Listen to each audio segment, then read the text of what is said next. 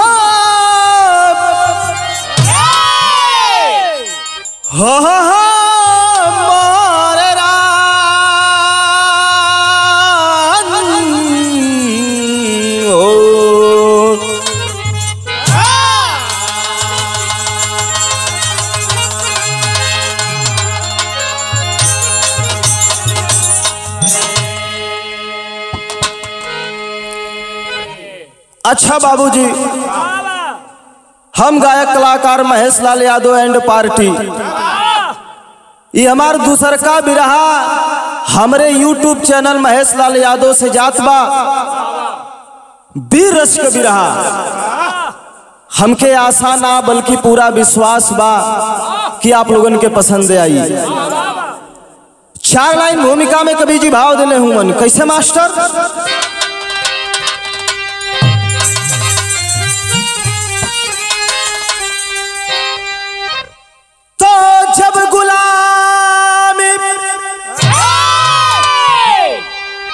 जब गुलामी में जकड़ा मेरा हिंद था, पापी गोरे जुल्म को ढहाते रहे, बन के फौलाद मेरे हिंद के नौजवान, दीप क्रांति का दर दर जलाते रहे। वीर पट्टा पहलवा बघेला बबर हर गोरी हुकूमत पर 16 भड़काते रहे।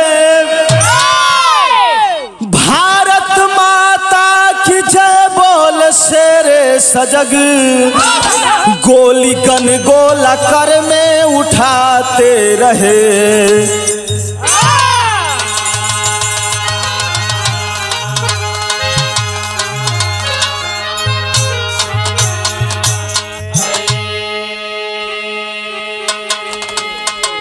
बात वो समय का बा जब हमारा हिंदुस्तान अंग्रेजों के गुलामियों के जंजीर में जकड़ करके आहें भर रहा था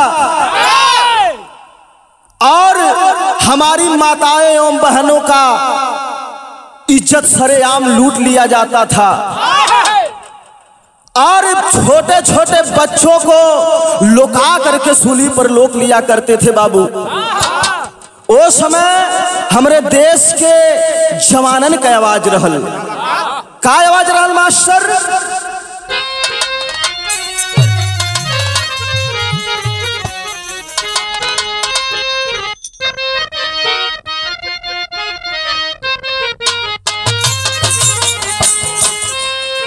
कफन सर बांध के निकला कि कफन सर बांध के निकला, बघेला हिंद का नाहर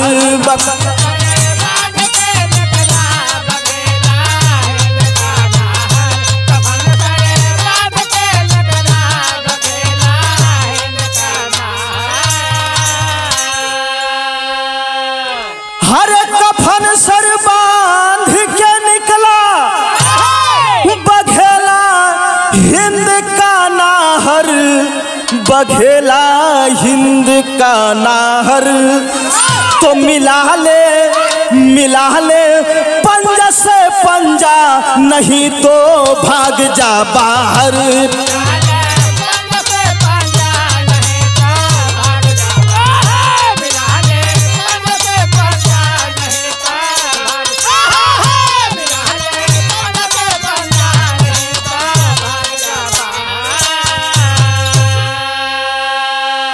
हमरे देश के जवानन के आवाज रहल, कफन सर बांध के निकला बघेला हिंद का नहर। हरे मिला ले पंजा से पंजा, नहीं तो भाग जा बाहर। कहानी के शुरुआत भइल कैसे मास्टर साहब?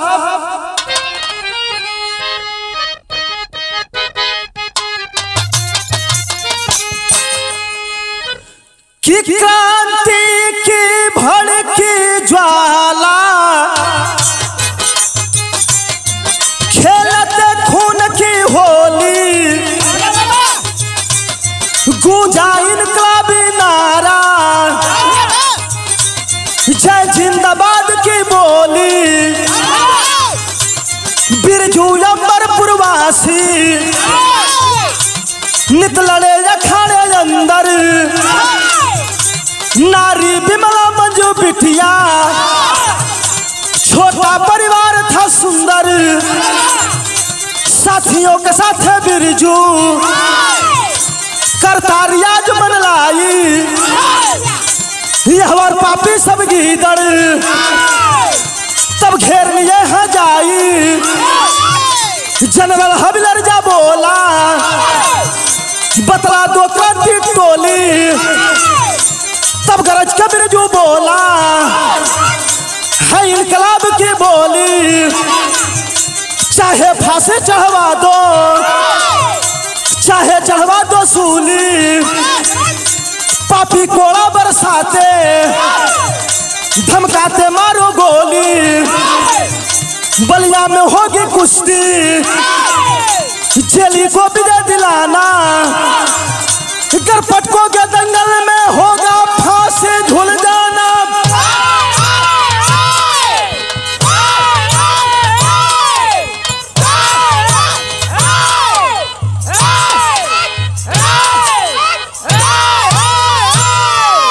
कहानी का शुरुआत भइल अंबरपुर गांव के रहे वाला बिरजू पहलवान। बिरजू पहलवान का परिवार सीमित था, छोटा था। पत्नी बिमला और एक ठे बिटिया जेकर नाम मंजू। बड़ा हंसी खुशी से परिवार चलत है बाबू। 100 साथियन के साथ बिरजू पहलवान अखाड़े पर या पर रियाज मारत हुवन। एक दिन अंग्रेजवा पापी आ गईलन, ओकर नाम का रहल जनरल हविलर। आकर के पूछने लगा, रे पहलवान, बिरजू पहलवान कौन है? सब लोग अपन अपन सीना आगे करके बतावत है, हर एक पहलवान आगे अइलन। लेकिन बिरजू पहलवान आखिरी में आकर के कहलन, हम हैं बिरजू पहलवान। ए बाबू, इतना सुन करके बिरजू पहलवान के जीप में बैठौलन और लेके चल गलन थाना पर।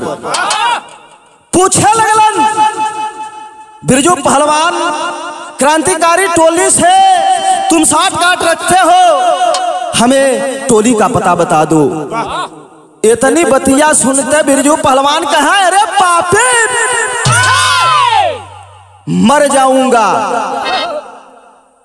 मिट जाऊंगा, लेकिन क्रांतिकारी टोली मैं नहीं बता सकता। हथवा दोनों बांध के बाबू बिरजू पहलवान के कुर्सी पर बैठा के, हाथ दोनों बांध के, पैर दोनों बांध के कोड़ा बरसावत हुवन। पूछत हुवन फिर भी ना बोलत हुवन। हर बार पूछलन, जब ना बतावे के तैयार भइलन है बाबू, तो देखा अंग्रेजन के एक ठे बड़ा तरकीब रहल। बिरजू पहलवान से कहलन, अगर तुम पता नहीं बताओगे क्रांतिकारी टोली का, एक काम करो, बलिया में कुश्ती होगी, हमारा पहलवान तुमसे लड़ेगा।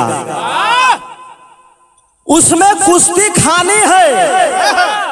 अगर कुश्ती खा जाओगे तो हीरा रतन सोना चांदी पैसा से माला माल कर देंगे।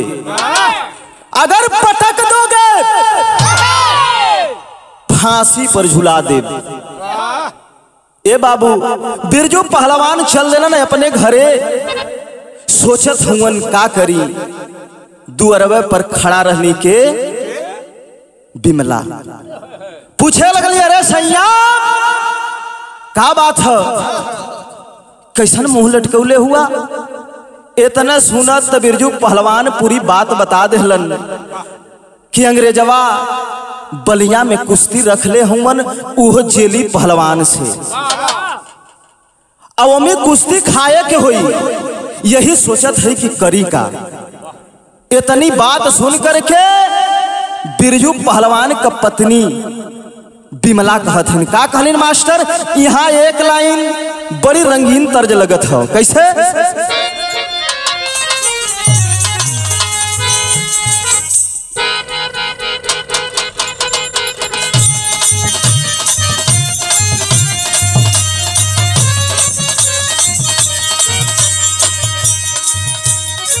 बड़ा बढ़िया तर्ज है। कौनो दुल्हन अपने दुल्हा के सुहाग रात वाले दिन का बात बतावत है। कहले, पहला रात पायल तुरला, दूसरा रात बाली हो।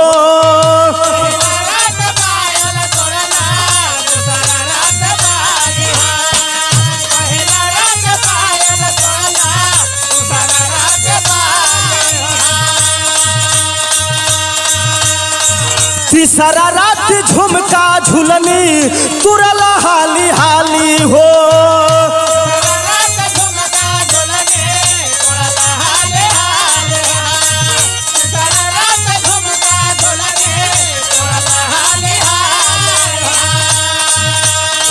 दे बनाई हर में ओ रहनवा राजा जी, दे बनाई हर में ओ रहनवा राजा जी। मजा मारे में तुड़ला नाये मोर गहनवा ये राजा जी।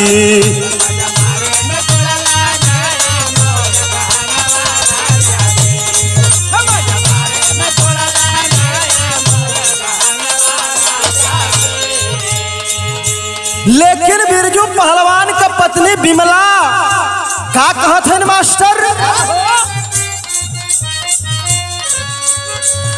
काहे डराला सैया बैरी के डर से।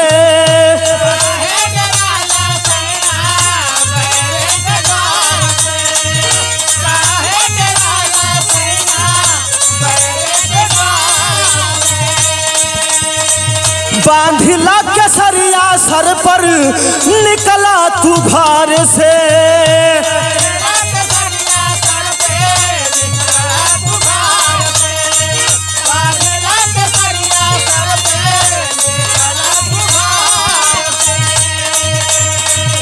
काहे डराला सैया बैरी के डर से। बांधिला केसरिया सर पे निकला तू घर से। ले हाया खाड़े पीछे जानवा राजा जी, अरे ले हाया खाड़े पीछे जानवा राजा जी। कबले रही मोरे गुलाम हिंदुस्तानवा राजा जी।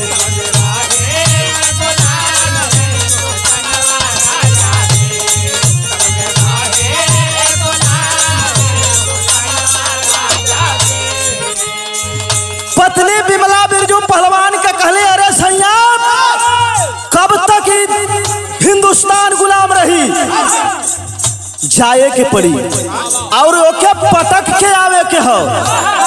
तब वो मुंह झुकौले हुन, सर झुकौले हन बिरजू पहलवान।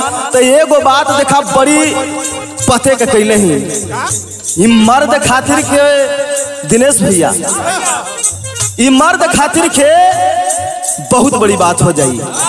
का देदा जान दसवा खातिर सैया जी हमारे हो।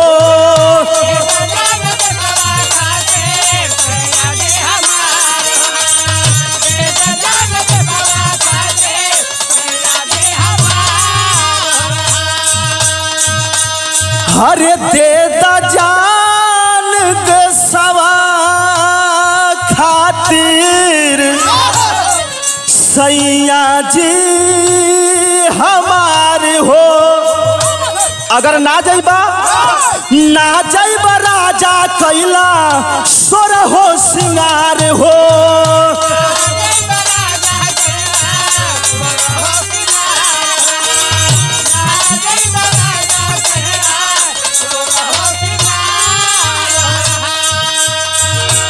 एकरे अगवा एगो बात और कहलस, लड़े चाई बन के मर्दनवा राजा जी।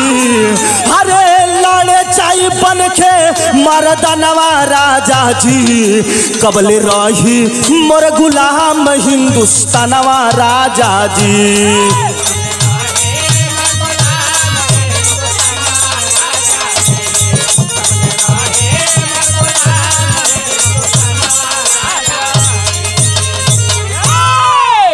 विमला पत्नी कहली, अरे सैया अगर नहीं जाए के है तो एगो काम करा, हई चूड़ी ला, साड़ी ला, बिंदी ला, उठला लीला लगा के बैठ जा घरे में, हम जाब लड़े खातिर के।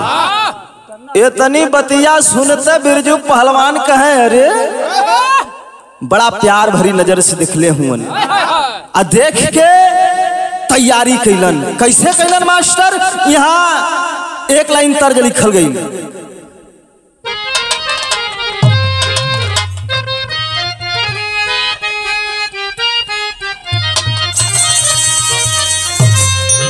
कि जहिया से चल गईले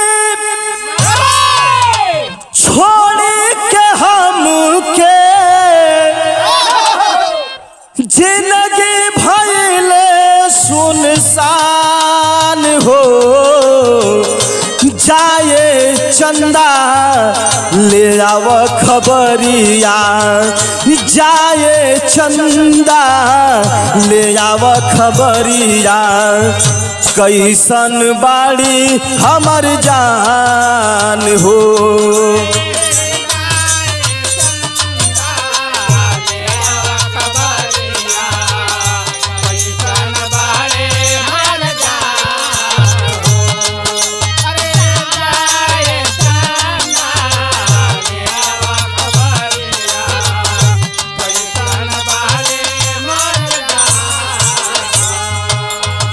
ये तो तर्ज रहल, लेकिन भाव में लिखल गई बिरजू पहलवान कैले कहूँ,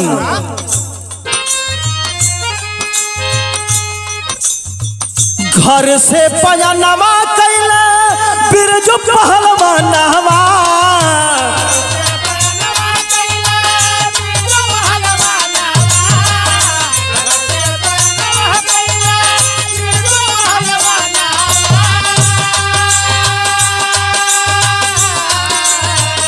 घर से पयनवा कैले बिरजू पहलवानवा, तोरे चलल गोरखी के गुमान हो।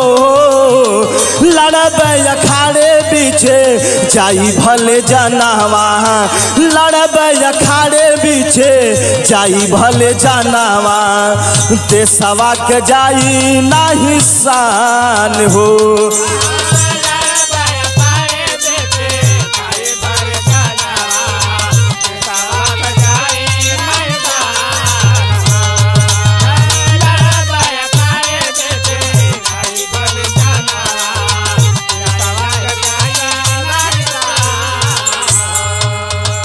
कस ले हुवन निगोटा जंघिया और चल दिले हुवन।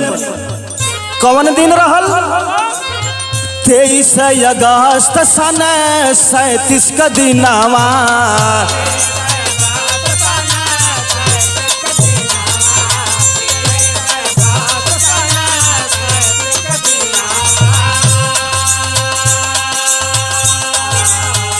पहुँचा है बलिया बिरजू देश का जवानावा,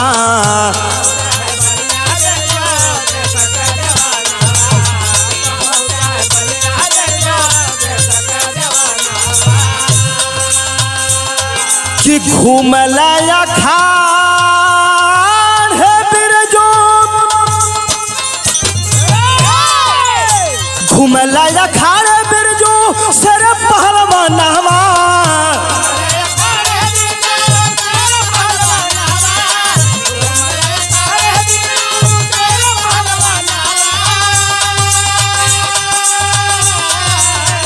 घूमला अखाड़े बिरजू शेर पहलवानवा बोली के जाया हनुमान हो लड़ब अखाड़े बीचे जाई भले जानवा लड़ब अखाड़े बीचे जाई भले जानवा देशवा के जाई नहीं शान हो।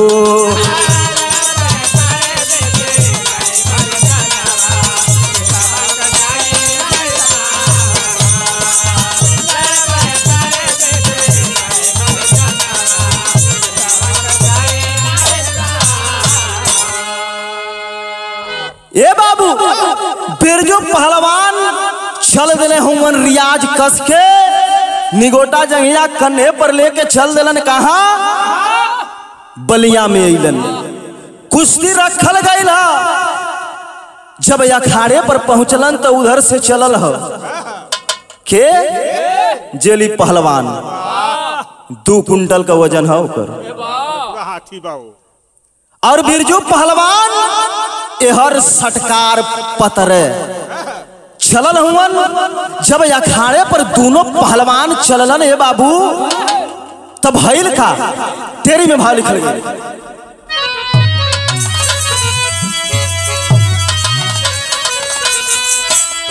हरे अखाड़े ऊपर बाजे शेरवा अखाड़े ऊपर बाजे शेरवा तब पंजा से पंजा जंघा से जंघा साजे अरे हसाजे अरे हसाज।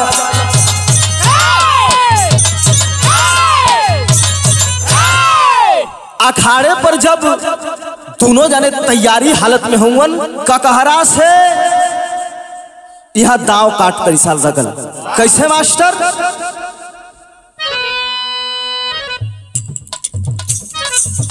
करके भारी किले कार मारा काला जंग पसार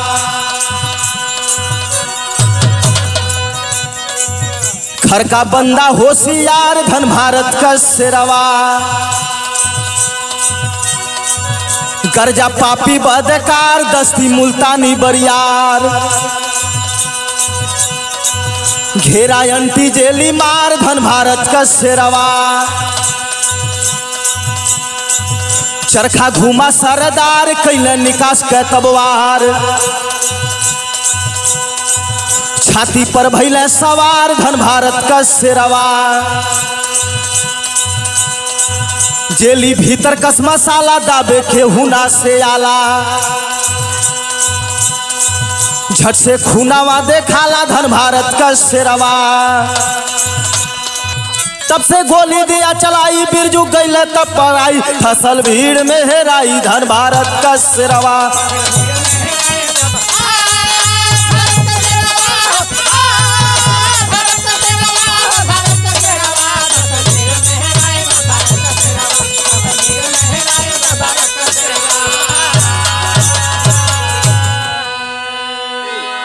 ए बाबू ककहरा से है करके भारी किलकार मारा काला जंग पसार घर का बंदा होशियार धन भारत का शेरवा गर्जा पापी बदकार दस्ती मुल्तानी बरियार घेरा अंटी जेली मार धन भारत का शेरवा जेली भीतर कस मसाला दाबे केहुना से आला झट से खुनवा देखाला धन भारत का शेरवा ए बाबू चरखा घूम के बिरजू पहलवान जेलू पहलवान के मरलन ये चारों खाना चित जब चारों खाना चित भइले हे बाबू तहैया ठेहुनिया तनी सा लगा के सिनवा पर दाब दिले 2 लुक्का खून फेंक दिले मर गल। जब मर गल हे बाबू ता जनरल हविलर आदेश दे देता है कहता है पकड़ लो साले को जाने ना पाए। इतनी बतिया सुनते अंग्रेजी सिपाही कैलन का गन के पॉइंट पर लेला तब तक बिरजू पहलवान शेर के तरह भेड़िया पूरा छलांग मार के डाक गई और डाक करके वही भीड़ी में हेरा गईलन। अंग्रेजी पुलिस खोजत है, जब खोजे लगल ए बाबू तब हईल का यहाँ बड़ी कचकचवा तर्ज लगत है। कैसे?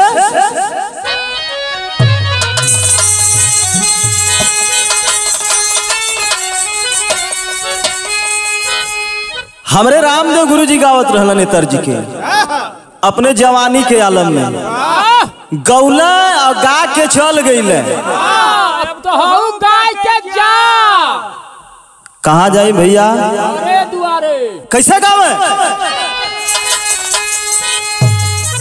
कि पिया परदेसिया न भावे यूनो नवा, हर बिरहिन बनल बासे जारिया रे मोरी, उड़ी उड़ी जाले अचरिया मोरी, उड़ी उड़ी जाले अचरी।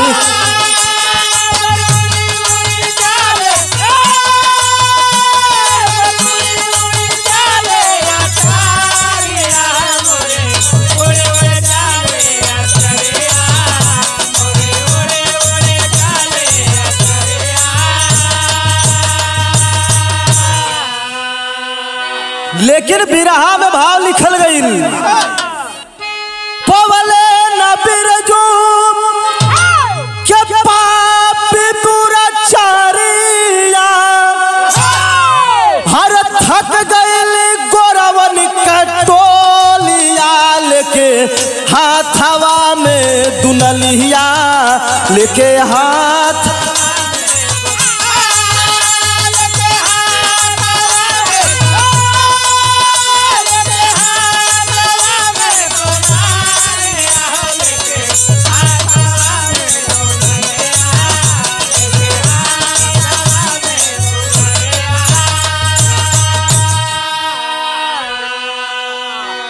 पागल कुत्तन के तरह खोजत हुए बाबू। जब ना मिलना तो एगो काम कैले कि अंबरपुर गौवा के घेरा बनाई, हर बम गोली गोला सब रहल बरसाई।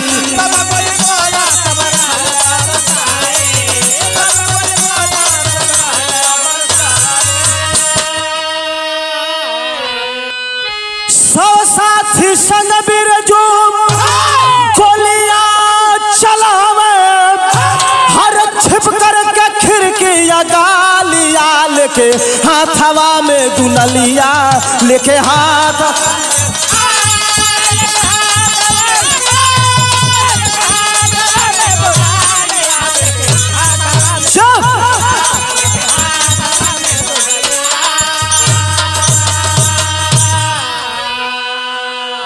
ए बाबू। अंबरपुर गांव के घेरा बना करके बिरजू पहलवान के खोजत हुवन। तब तक बिरजू पहलवान कैले का अपने 100 पट्ठन 100 साथियन के साथ मिल करके अंग्रेजों का मुंह तोड़ जवाब देने लगते हैं। तब भैल का यहाँ चौलरिया में भाव लिखल गई,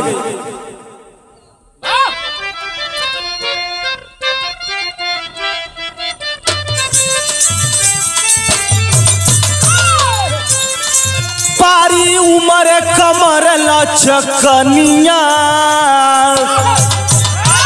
तबारी उमर कमर लचकनिया, गोरिया खींचे निहुर के पनिया, गोरी का झूले झूलनिया ना।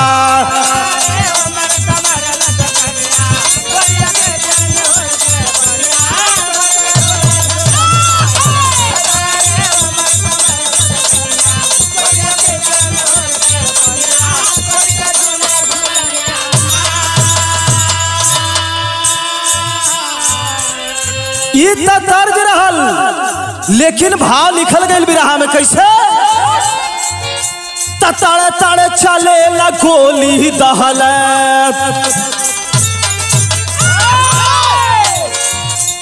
तड़ तड़ चले ला गोली दहल दुश्मनवा हो जवानवा सर पे बांधे कफनवाना।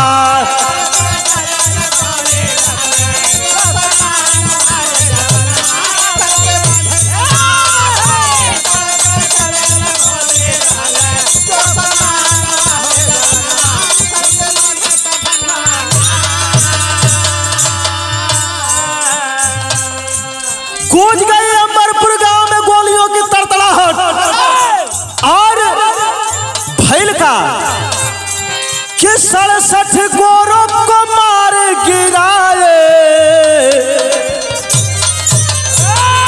67 गोरों को मार गिराए, देख के पापी तब थर्राए। साथी संग बिरजू ललकारी, पापी भाग जा दुराचारी। बालक नर नारी सब ही के, बालक नर नारी सब ही के मार जानवा हो जवानवा सर पे बांधे कफनवाना।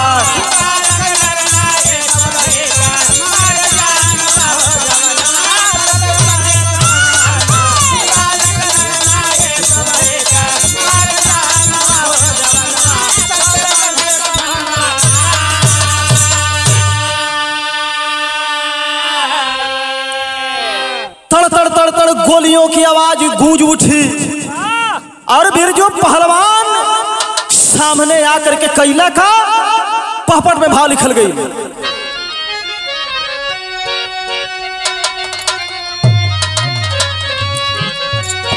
हर चला गरज के बिरजू वीर लड़ाका बाका भारत के। चला गरज के बिरजू वीर लड़ाका बाका भारत का। तमारा गोली हबिलर के सड़ाका बाका भारत का।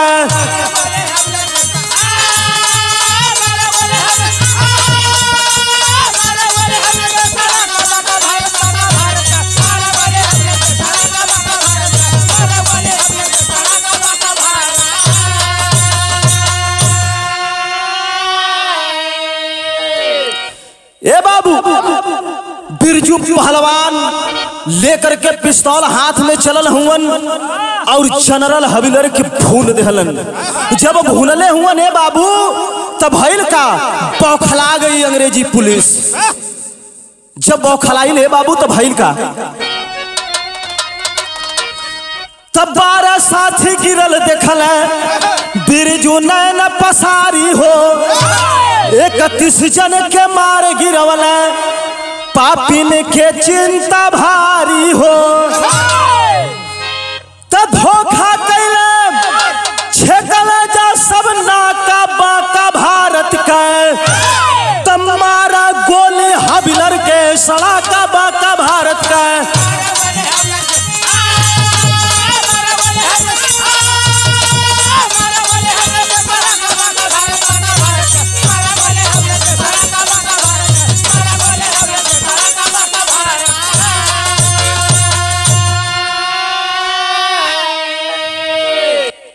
ए बाबू, बिरजू पहलवान लेकर के हाथ में पिस्तौल तड़ तड़ तड़ तड़ तड़ तड़ चल देता है और 31 जाने के मार के गिरौले।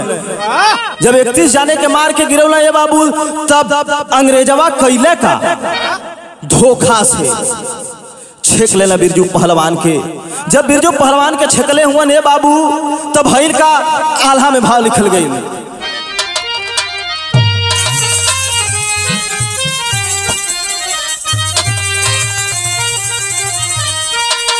कि धन्य हो सपूत हमरे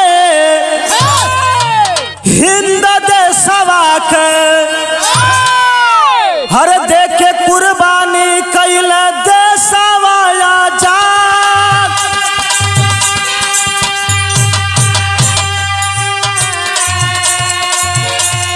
कुर्सी के खातिर आज होत बा लड़ाइया।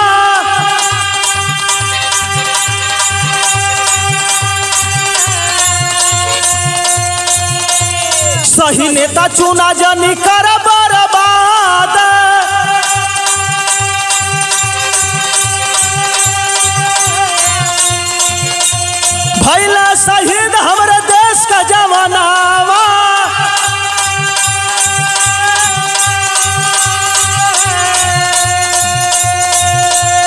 कितना माई का भैली गोदिया बिराना।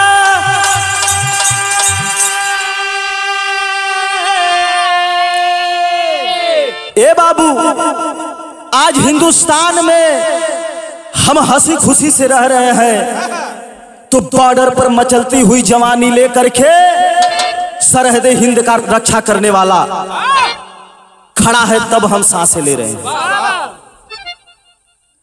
आज हम लोग आजाद तो हैं, लेकिन आजाद नहीं भी हैं।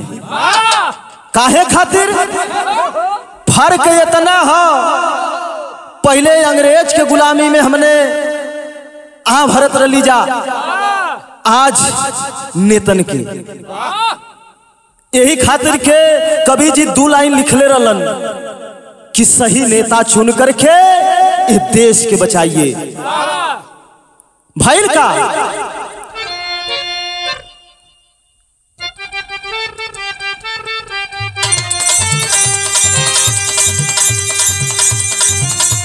पपियन के घेरा में घेराई गईला बीरावा,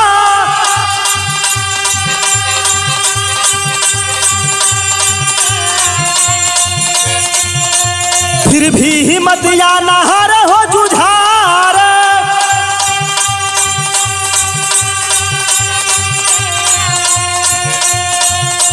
गोरा दूरा चरियन के पड़ नहीं मतिया,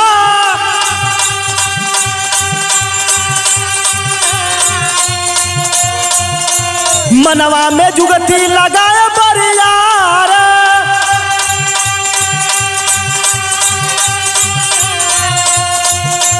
मारा नहीं गोली मारा बम गोलावा से,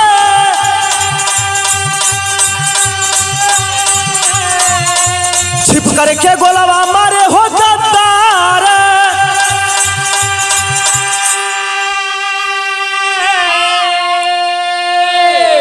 ए बाबू, बिरजू पहलवान अंग्रेजन के घेरा में घेरा गईले, फिर भी हिम्मत अपन नहीं हारत हुंगन।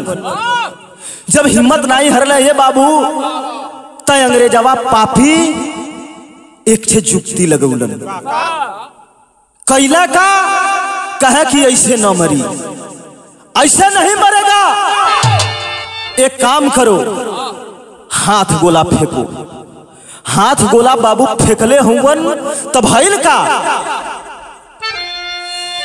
तब गोलावा गिरल जाके बिरजू के समानावा।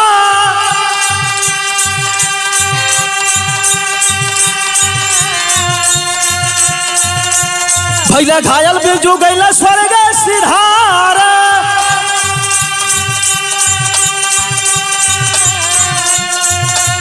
पति का मरण सुन के रोवेली गुजारिया,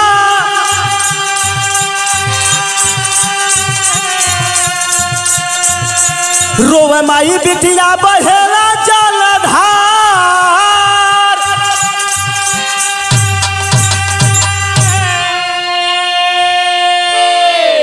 ए बाबू, जब हाथ गोला फेंकले हुवन, जाके बिरजू पहलवान के समन में गोलवा गिरी त गले बाबू, चीथड़ा चीथड़ा में विभाजित हो गई बिरजू पहलवान की शरीर। टेलीविजन के द्वारा पता के चलल बिरजू पहलवान के पत्नी और बिटिया के आइल है मांस का लोथड़ा उठा उठा करके बाबू ये आंचल में अपने भरत हैं। आंख से आंसू चलत हो। तब तक हुआ क्या, एकाएक आंख के आंसू सूख गए और कसम खा लेती है। कसम खैली कि जब तक डीएम लॉर्ड को मार नहीं लूंगी तब तक दाना पानी हराम है। ए बाबू, चलल कहाँ है, भाव लिखल गई।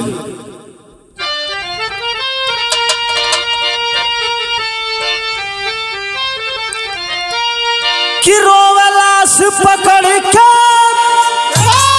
गिरे पछारी बिटिया,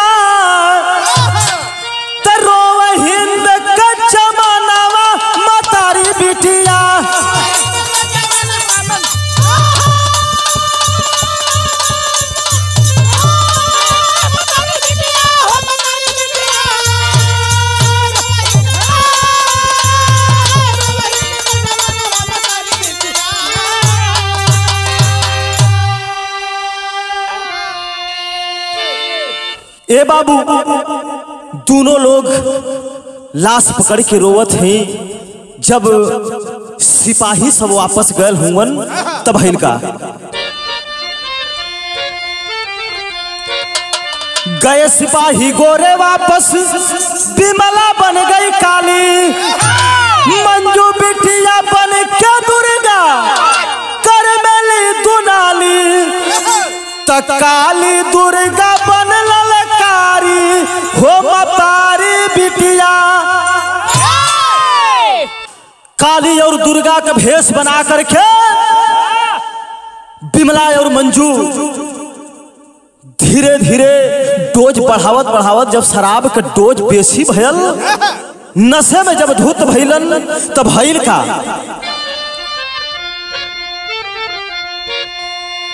डीएम सहित 12 लोगों को मारी है ललकारी। इनकलाब कहा बिमला मंजू अपने सीने गोली मारी, तनारी गौरव नहीं हारी मतारी बिटिया।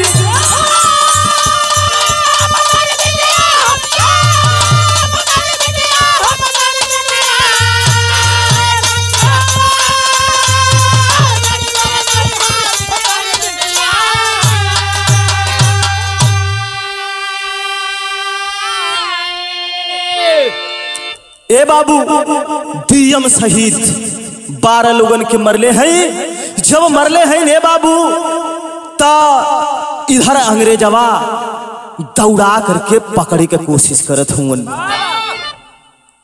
दौड़ावत दौड़ावत जब पकड़ लेलन, घेरा बना करके दोनों लोगन के, ता इधर बिमला और मंजू अपने मेराय करत हैं।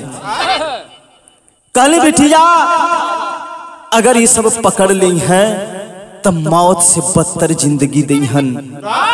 एगो काम करा, सिनवा में गोली मार करके ये दुनिया से धराशायी हो जा। ए बाबू कैली का एक गोली अपने सीना में मंजू और एक गोली अपने सीना में बिमला मार के ये दुनिया से धराशायी हो गई। तब हईल का आखिरी में भाव लिखल गई,